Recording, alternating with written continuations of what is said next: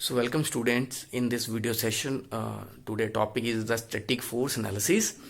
So in this chapter we will study the various concept of static force analysis and condition of equilibrium and the method of the static force analysis mechanisms.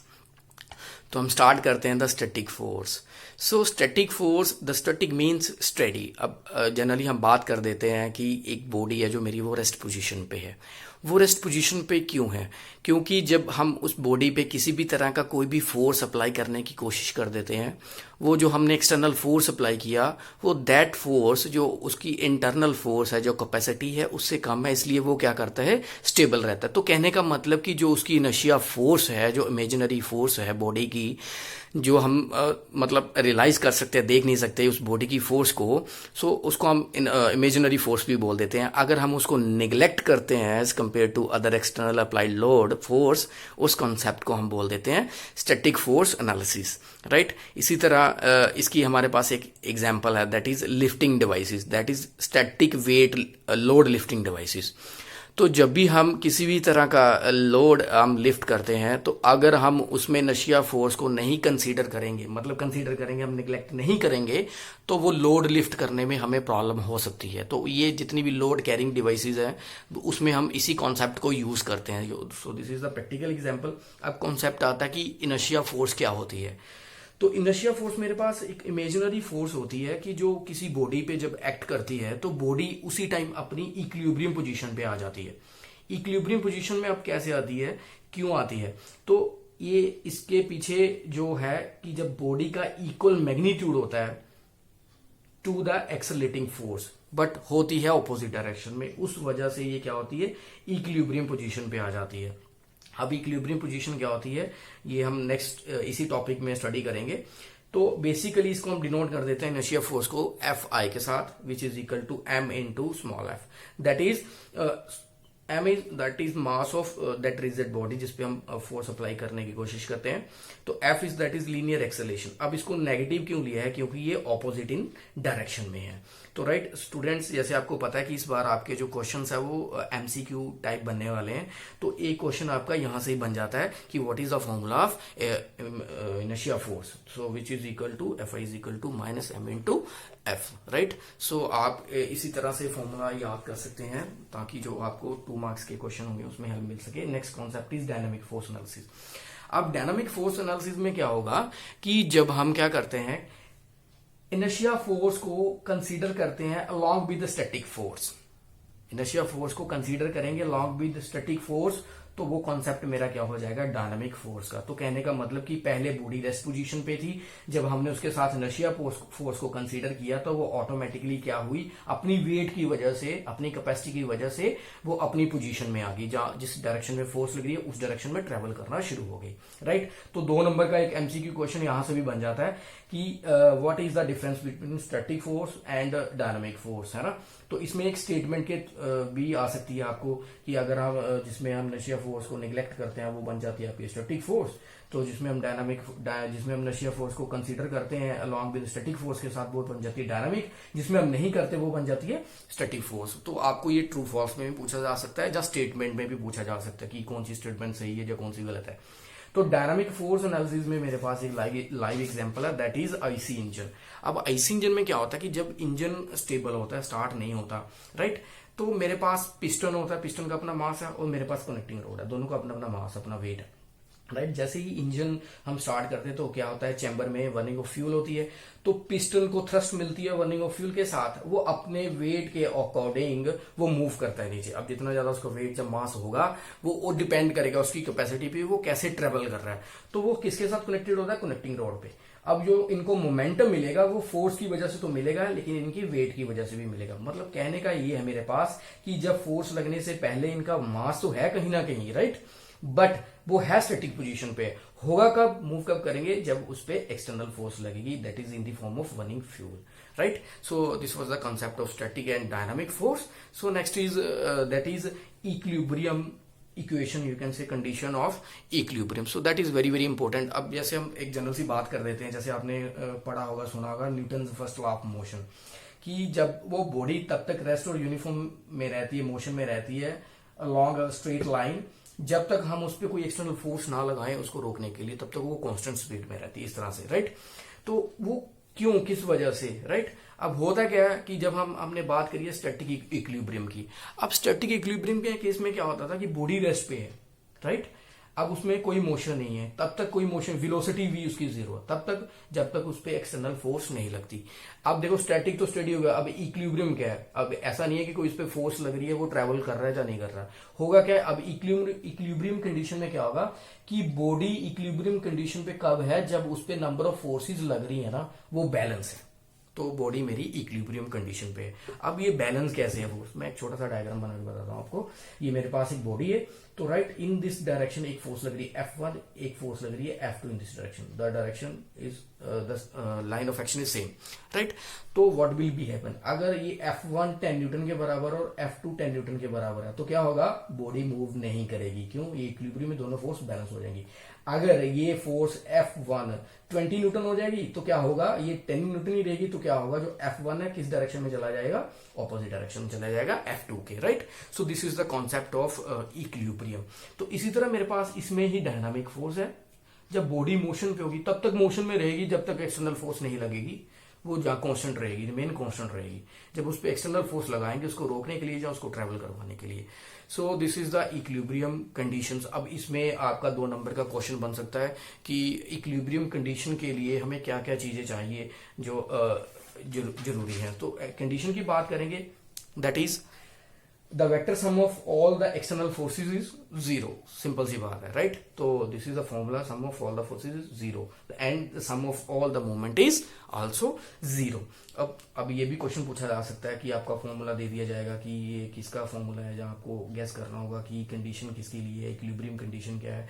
This is for general condition. अगर हम बात कर दे single dimension की, तो आपके पास बनेगा Fx, that is force in x direction is equal to 0।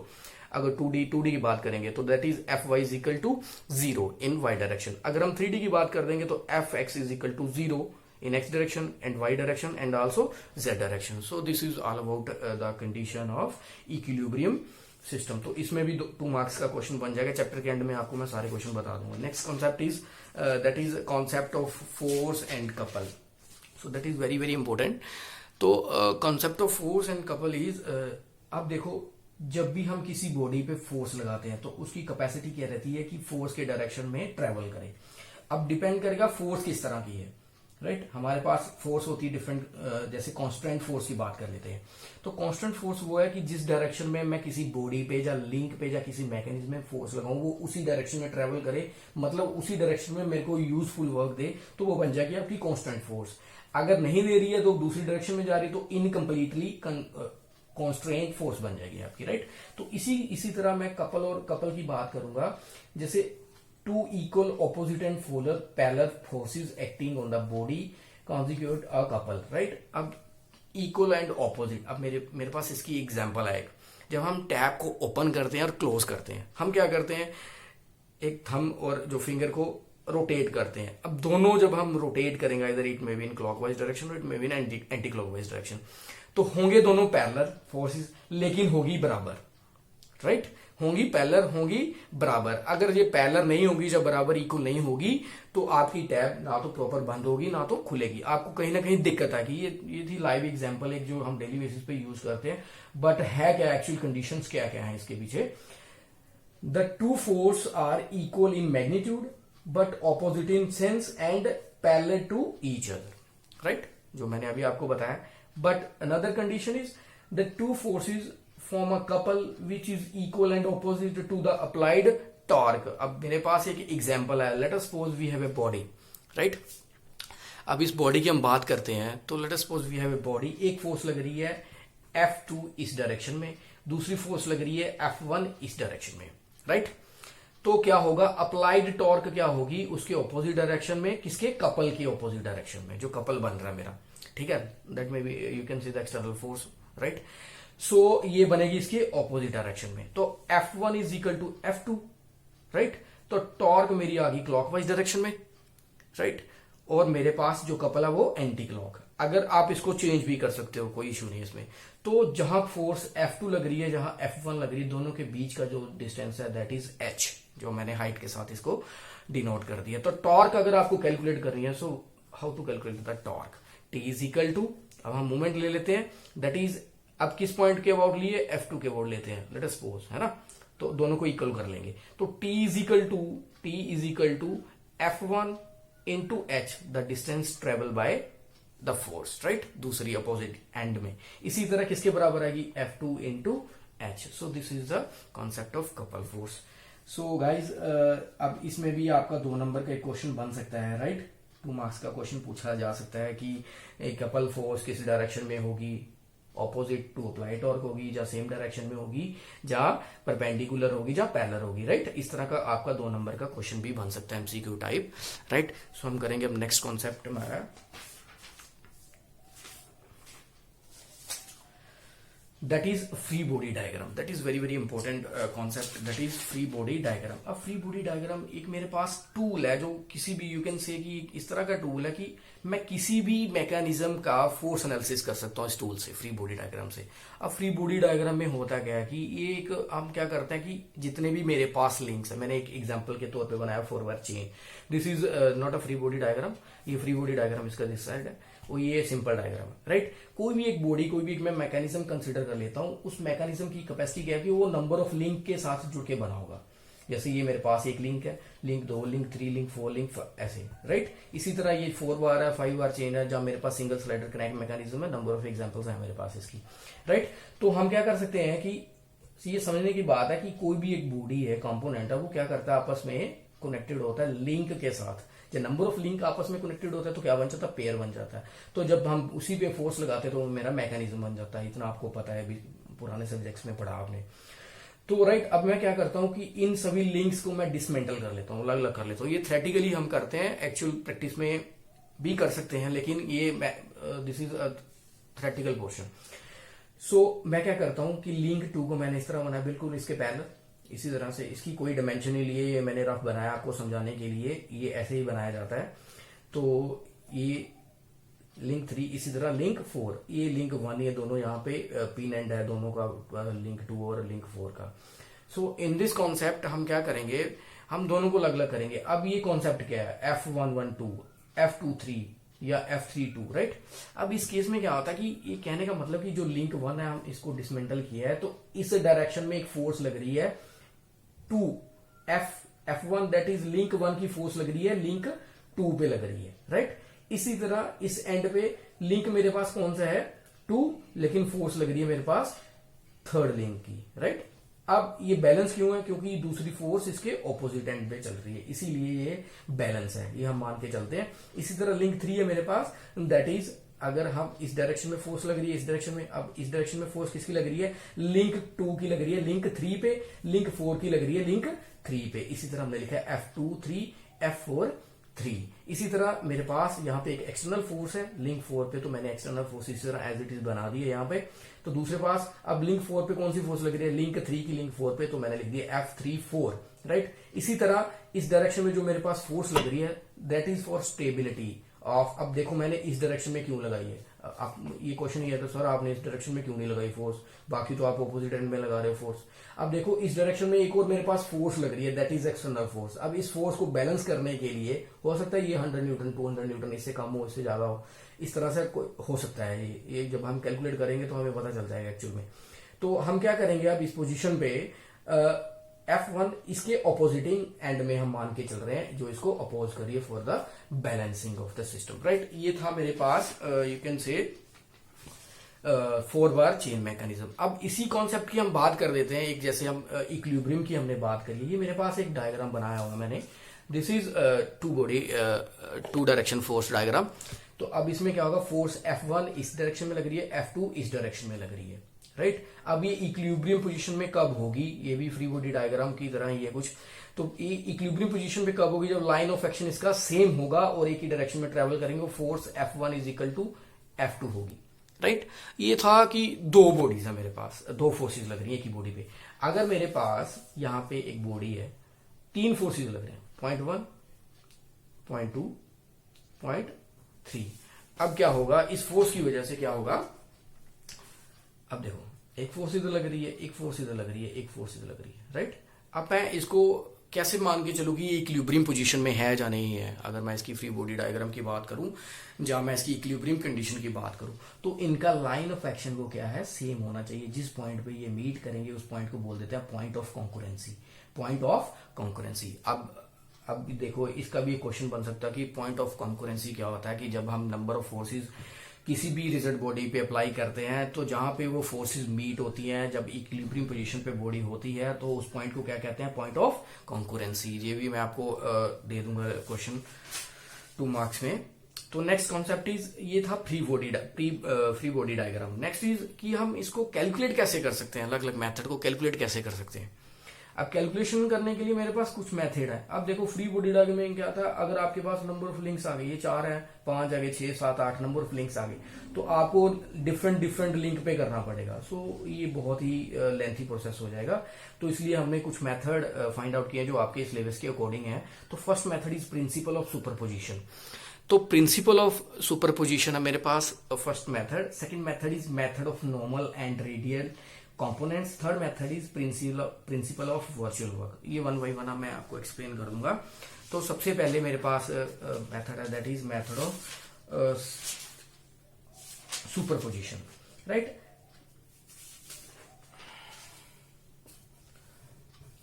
So in this method, तो अब होता क्या है कि मेरे पास ये, इस मेथड को हम सिंगल फोर्स एनालिसिस मान के चलते हैं। अब क्या होगा, इस मेथड को हम क्या करेंगे, जितनी भी नंबर ऑफ फोर्सेस लग रही हैं किसी भी बॉडी पे, जैसे मैंने ये आपको 4 बार चेन का डायग्राम बताया थोड़ी देर पहले ही, इसी तरह सिंगल स्लाइडर क्रैंक मैकेनिज्म का भी हो सकता है, मैं आपको बता दूंगा थोड़ी देर में वो भी डायग्राम बना के। तो ये ऐसे नंबर ऑफ फोर्सेस लग रही है, 1, 2, 3 इस सभी पॉइंट्स पे जो एक्सटर्नल फोर्स लग रही है, तो हमें क्या करना पड़ेगा, सारे ही सिस्टम को डिसमेंटल करना पड़ेगा, अलग अलग करना पड़ेगा और अलग अलग पोर्शन को बनाना पड़ेगा, जिस तरह से मैंने ये बनाया। तो this is very lengthy method, right. तो इस तरह से क्या होगा कि आपको ये तो मिल तो जाएगा नंबर ऑफ जो सेवरल फोर्सेस जो एक बॉडी पे लग रही है, एनालिसिस तो आप कर पाएंगे, इनका इफेक्ट भी मिल जाएगा एक सिंगल टाइम पे। बट होगा क्या कि आपको क्या करना पड़ेगा, सभी का सम करना पड़ेगा, सभी को एक साथ ज्वाइन करना पड़ेगा और सारे लिंक को अलग अलग करके करना पड़ेगा। तो है तो ये मेथड सही है, मेथड फोर्स एनालिसिस के लिए, बट हमें करना क्या पड़ता है, अलग अलग करना पड़ता है, ये बहुत ज्यादा टाइम कंसिडर करता है। तो इस मेथड को इंप्रूव किया है दूसरा method, method of normal and radial components ने। अब इस मेथड में क्या होगा, basically method of that is normal and radial components. तो हमने जो प्रीवियस मेथड पढ़ा उसमें आपको जैसे मैंने आपको अभी बताया कि वो बहुत टाइम कंज्यूमिंग मेथड है। तो इस मेथड में हम क्या करते हैं, फोर्सेस को रिजॉल्व कर लेते हैं, जैसे पहले भी पढ़ा हुआ है बहुत सारे सब्जेक्ट्स पे, resolving forces, horizontally resolving forces, vertically, इस तरह से। हम अब क्या करते हैं कि मेरे पास कुछ यही कंपोनेंट को मैं 4 बार चेन को ही फिर कंसिडर कर लेता हूँ, right.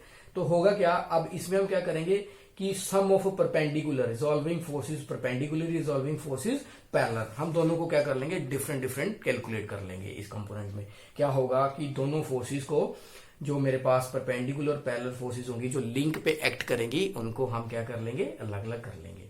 So last is that is principle of virtual work. अब प्रिंसिपल ऑफ वर्चुअल वर्क क्या होता है कि मेरे पास, अब देखो सपोज करो हम इसमें क्या करते हैं, इसमें तो हम डबल करके कर लिया। अब मेरे पास कुछ एनर्जी मेथड होंगे, सपोज करो मेरे पास कुछ एनर्जी कॉन्सेप्ट होंगे, जैसे हम बात कर लेते हैं सिंगल स्लाइडर क्रैंक मैकेनिज्म की, सिंगल स्लाइडर क्रैंक मैकेनिज्म। अब उस केस में क्या होगा, ये मेरे पास मैं डायग्राम बना देता हूं आपको।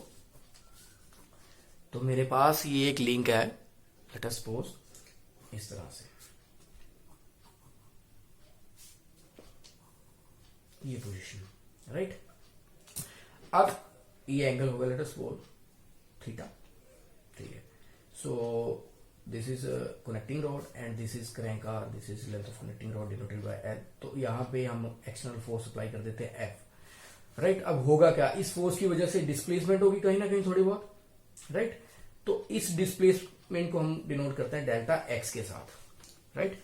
तो जब ये डिस्प्लेस यहां पे होगा तो जाहिर सी बात है जो कनेक्टिंग रॉड की पोजीशन और क्रैंक की है वो इस पोजीशन पे हो जाएगी, तो ये एंगल भी ट्रेवल करेगा साथ साथ में, ये थीटा था, सो ये इसकी डिस्प्लेसमेंट मैंने लिख दी डेल्टा थीटा में, राइट। तो अब क्या होगा, अब इस तरह के जो कॉन्सेप्ट होंगे, जो एनर्जी बेस्ड कॉन्सेप्ट हम बोल सकते हैं कंपोनेंट के, तो in that cases what will be happen, तो हम वहां पे प्रिंसिपल ऑफ वर्चुअल वर्क का इस्तेमाल करते हैं। सो this is also called energy based method. तो ये भी एक क्वेश्चन बन सकता है कि एनर्जी बेस्ड मेथड कौन सा है आपके पास फोर्स एनालिसिस करने के लिए। सो हम बता सकते हैं कि जो मेरे पास कॉन्सेप्ट है principal of virtual work, that is you can say the energy based concept.